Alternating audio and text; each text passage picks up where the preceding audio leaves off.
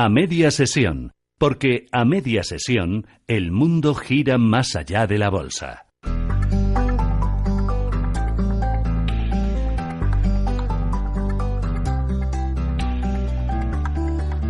En A Media Sesión hablamos de salud.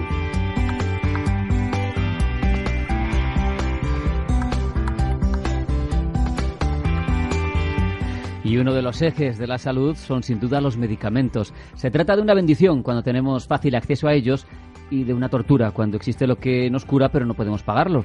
Es por eso que desde hace ya tiempo llegaron a nuestras vidas los genéricos. Ya nos hemos acostumbrado a su capacidad de sustituir a las marcas que conocemos, pero como toda industria, esta de los medicamentos tiene sus conflictos.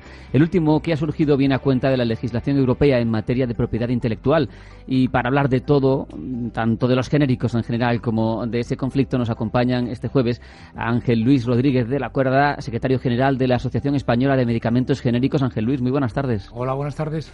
Como Miguel Vidal Cuadras, que es asesor jurídico en materia de patentes de la asociación. Miguel, bienvenido, muchas gracias. Muchas gracias, buenas tardes. Ángel Luis, aunque yo creo que ya todos estamos en el ajo en este asunto, pero ¿qué es un genérico? Para que sepamos claramente. Pues mira, un genérico es un medicamento idéntico a su homólogo de marca que sale al mercado cuando la patente del producto original ha terminado. Sabéis que un producto original tiene, digamos, 10 años de patente en exclusiva de comercialización para amortizar la fuerte inversión que hace, pero es cierto que cuando esta patente termina es el momento de los genéricos, de manera que salen estas versiones de los medicamentos a un precio más económico, concretamente de salida un 40% más barato. Yo creo que está interiorizado por todos, pero no es además recordarlo. Son iguales en eficacia total y absolutamente al medicamento que surgió como pionero, vamos a decir, por el laboratorio de investigación. Totalmente idénticos. Date cuenta que estamos hablando de estructuras químicas, por tanto, en calidad, eficacia y seguridad, el medicamento genérico es igual que el de marca. Pero además viene avalado por los exhaustivos y digamos, rigurosos ensayos de bioequivalencia que estamos obligados a realizar para que la Agencia Española del Medicamento, incluso la Agencia Europea, nos dé, digamos, la progresación del registro de comercialización. La ventaja en precio puede ser, decías, hasta un 40%. De salida, un medicamento genérico por ley tiene que ser un 40% más económico que el homólogo de marca. Es normal. Date cuenta que esa inversión que tiene que hacer el producto original que hablábamos antes, cuando termina la patente ya las administraciones consideran que está amortizado. Por tanto, cuando sale un genérico al mercado, esta inversión ya no lo tiene que hacer. Y es por ello que nos permite ser un 40% más barato. Además, estamos en una emisora especialmente económica, no nos podemos olvidar de que además de ese efecto que dices, también producirá en el propietario del medicamento original el hecho de que haya más competencia también tenderá a bajar el precio, ¿no? Porque si tienes uno que hace lo mismo que tú, pero más barato, no vendes nada. Efectivamente, eso es uno de los valores del medicamento genérico.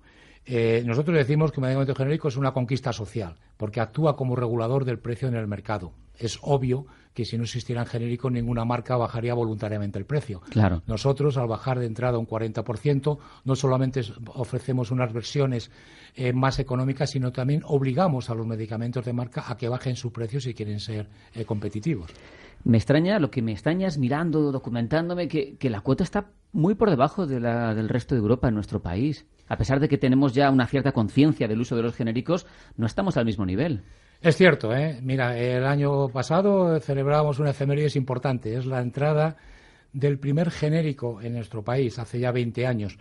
Y es verdad que si cuando vemos la penetración de estos medicamentos, ahora aquí en España alcanzamos un 40% en cuota de unidades, y que está lejos todavía de la media que se alcanza en los países del entorno europeo, que están alrededor de un 65%. Es que son 25 puntos, es que es una cantidad muy grande, ¿no? Sí. ¿Por qué este desfase? Muchas veces nos preguntan efectivamente los motivos. Mira, te podría resumir en 3. Primero, que es verdad que España fue uno de los países que más tarde incorporó los medicamentos genéricos. Segundo, en materia de patentes hemos tenido muchos litigios hace años, lo cual produjo en su día retrasos en la entrada de los genéricos.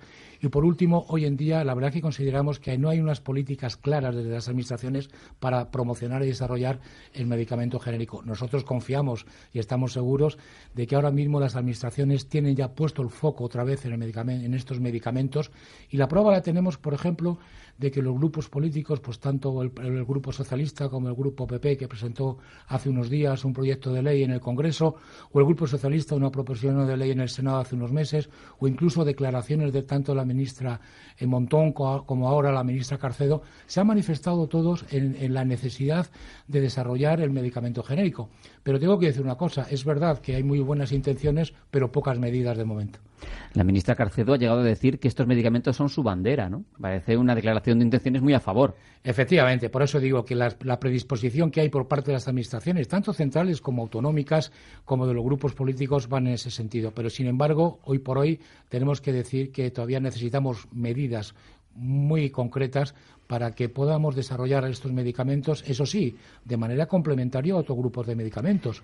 La verdad es que es evidente que esa ventaja de precio al no tener que amortizar la inversión en investigación es importante, pero es lo que decías, Ángel Luis, alguien tiene que hacer la investigación, ¿no? Hay que convivir las dos industrias, yo creo que es perfectamente factible, ¿no? Esa es nuestra idea, porque además, fíjate que nosotros después ya de estos 20 años podemos, digamos, tener una valoración bastante acertada de lo que es un medicamento genérico, pero sobre todo qué valores aporta. Mira, un medicamento genérico como regulador del precio en el mercado produce un ahorro al sistema sanitario en la factura en medicamentos. Un ahorro que ciframos en 1.000 millones de euros al año. Que estos 1.000 millones de euros al año, en nuestra idea, serían buenísimos para, digamos, destinar estos recursos financieros a innovación, a financiar nuevos innovadores o a destinar estos recursos en mejores dotaciones de la sanidad. Pero es que, fíjate, aparte de que hemos contribuido al ahorro del sistema sanitario, el medicamento genérico también ha mejorado muchísimo el acceso a los medicamentos por parte de la población. Solamente un ejemplo muy concreto. Con lo que costaba el tratamiento de un paciente con simvastatina, un medicamento para el colesterol, hace 15 años, hoy tratamos a 23 personas.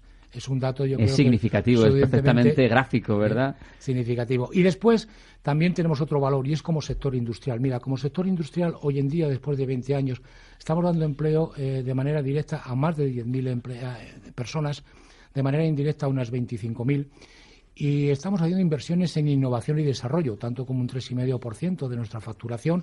Hemos incrementado nuestro nivel de exportaciones, pero sobre todo me gustaría destacar un dato, y es en cuanto a producción. Aquí, en este momento, de cada 10 genéricos que se consumen en España, 7 se fabrican en nuestro país. Que eso es tremendo, porque precisamente si destaca por algo España es por la escasa tasa de industrialización que tenemos en muchos sectores y que se habla de reindustrializar. O sea, que aquí un 70% de los medicamentos genéricos están producidos aquí. Se fabrican en nuestro país. En definitiva, que somos un sector joven, pero un sector muy comprometido con el Producto Interior Bruto. Y también exportáis. Y también tenemos una cifra de exportación que vamos incrementando además año en año. Miguel, Bruselas está impulsando cambios desde hace tiempo en las normas de propiedad intelectual o industrial del sector. Quiere permitir la producción como genéricos de ciertas moléculas que están protegidas todavía como patentes, ¿no es así? Esa es la raíz del problema que comentábamos al comienzo. Sí, efectivamente. En Europa el problema que tenemos es que la protección que se ha conferido por medio de patente a los productos farmacéuticos es superior al del resto de los países del mundo. Entonces estamos en una clara inferioridad competitiva en la exportación de medicamentos, fabricándose 7 de cada 10 medicamentos de los que se comercializan en España en el propio territorio nacional. El problema es que estos medicamentos no se puedan fabricar para poder salir el día 1 después de la caducidad de los derechos en otros países. Y también nos llama la atención que hay ciertas cautelas, ¿no?, para la hora de esa posibilidad de fabricar medicamentos protegidos por patentes se hace para vender fuera, ¿no? O es como yo lo he entendido cuando he estado leyendo sobre este conflicto. Es decir, una empresa tiene un laboratorio de innovación, tiene una patente, todavía está protegida en el territorio europeo, se le podría permitir a otro laboratorio de fabricación de medicamentos genéricos utilizar ese principio activo, pero no para vender dentro del territorio de la Unión, sino para exportarlo.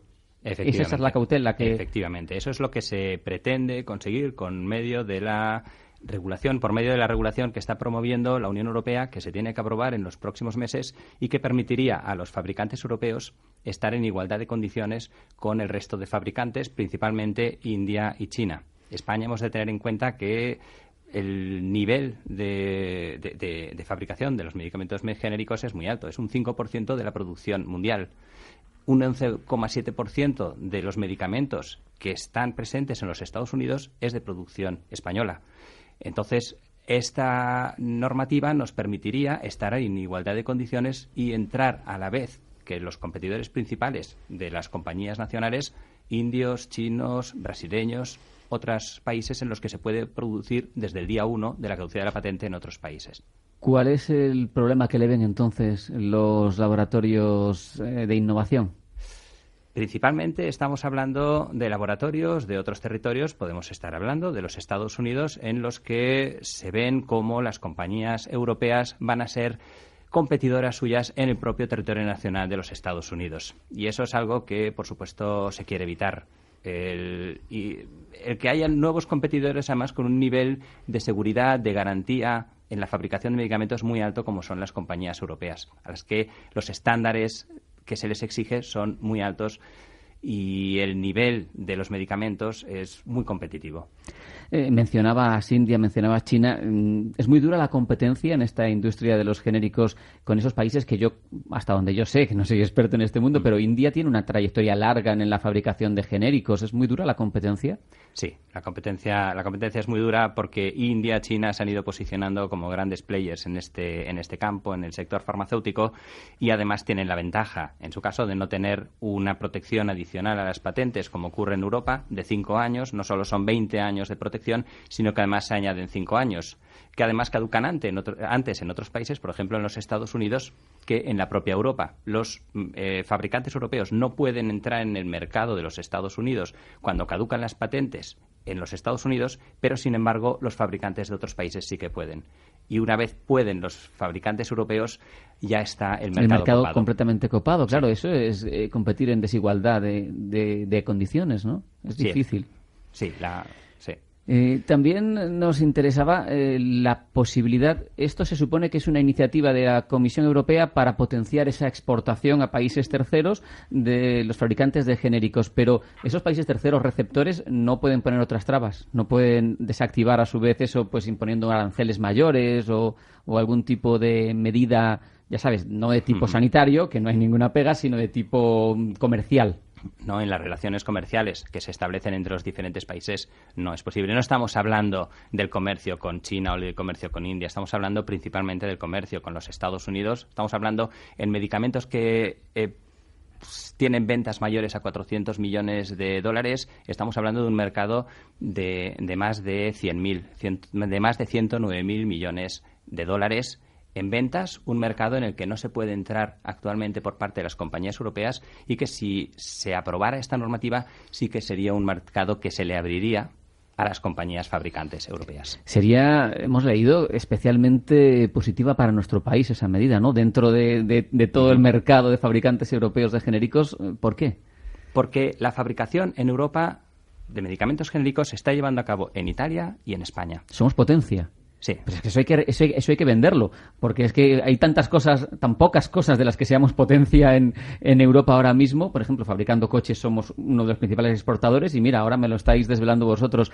Fabricando genéricos también somos punteros en Europa.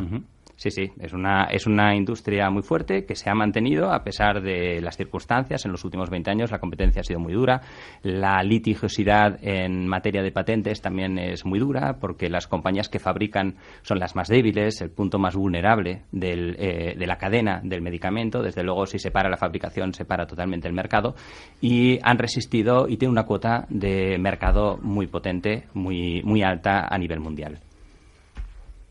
Sí, además, fíjate, en línea con lo que comenta Miguel, yo creo que tenemos que tener en cuenta una realidad. Es decir, cuando nosotros pedimos que se nos permita fabricar aquí en España durante el periodo de patente para única y exclusivamente poder exportar a esos países donde se aplica, es una buena oportunidad, pero una buena oportunidad para toda Europa, incluida España, digamos, en cuanto a la contribución al Producto Interior Bruto.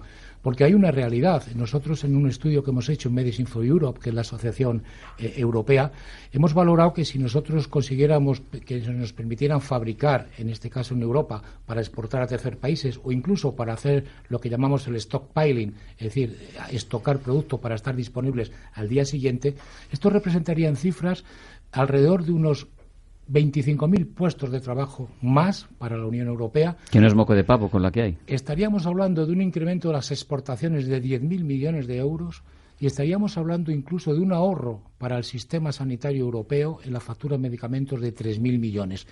Cuando vemos cuál proporcionalidad de estas cifras, afectarían a España, estamos calculando que del orden de un 10 o un 15%, con lo cual fijaros también cómo es importante, que esta normativa saliera adelante para contribuir a incrementar la participación en el PIB español de las empresas españolas.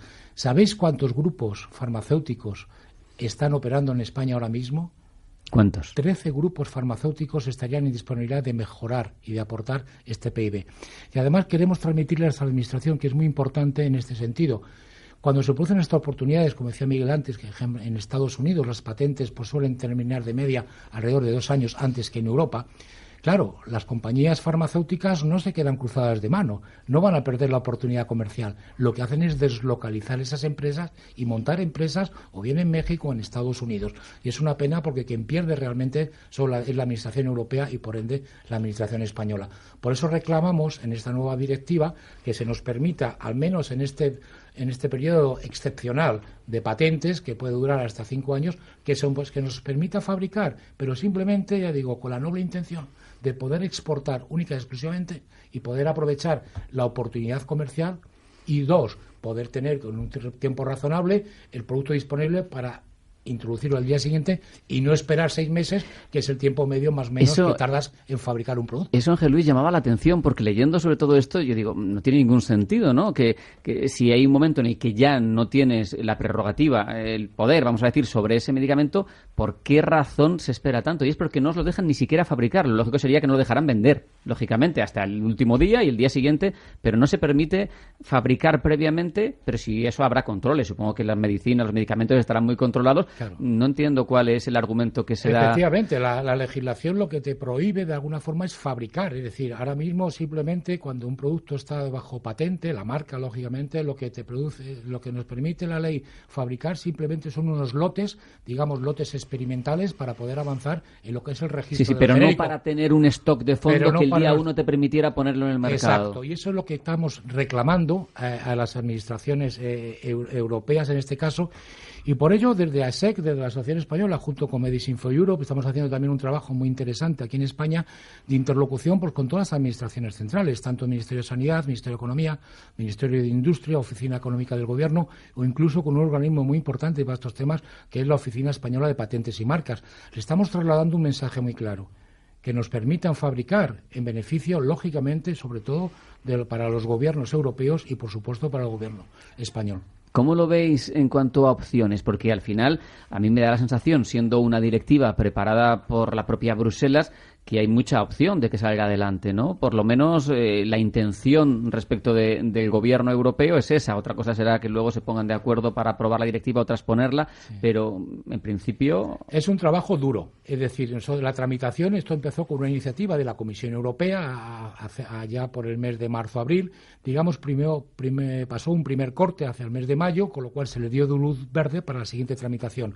De manera que desde el mes de septiembre se está tramitando esta iniciativa a nivel de Parlamento Europeo y de Consejo Europeo. Y es importante que ahora mismo, el viernes pasado, terminó el plazo de enmiendas, ahora empieza el plan de discusión interna entre Comisión Europea, Parlamento Europeo y Consejo Europeo. Y entendemos que la resolución debería estar en un plazo razonable no muy lejano, porque además hay que tener en cuenta que estamos en un periodo preelectoral y en caso de que no se resuelva antes de ello, sufriría evidentemente una demora que no sería interesante, ya digo y repito, fundamentalmente para los intereses de la Administración Europea, ¿no? ¿Las trabas por dónde pueden venir? ¿Por dónde creéis que pueden venir las trabas? ¿Aspectos legales, aspectos de lobby? Porque al fin y al cabo todas las industrias intentan proteger sus intereses, es legítimo, y las industrias farmacéuticas grandes y que sean laboratorios de investigación, seguro que tienen una capacidad de presión relativamente alta. Sí, efectivamente, por una parte el lobby, podríamos decir, de compañías exteriores a la Unión Europea, los Estados Unidos principalmente, están presionando mucho para que la Unión Europea no apruebe esta normativa. Es una normativa que si entra en vigor, y hace 2 años, cuando nació el inicio de esta normativa por parte de la Unión Europea, se pactó con Canadá que aumentaran el periodo de protección de las patentes y, a cambio, hubiera una cláusula de exportación como la que se pide. Canadá lo aprobó el mismo día que aprobó la normativa de extensión de las patentes. En Europa nos estamos retrasando ya 2 años, lo cual nos perdemos fuelle en referencia con la competitividad de otros países, y si se introdujera antes de que se acabara esta legislatura, desde luego permitiría a los fabricantes europeos poder iniciar las actividades tan pronto como se estableciera en el propio reglamento. Otra cosa también es que se están diciendo que los plazos de aplicación de la directiva van más allá de los 10 años, lo que preocupa también a la industria.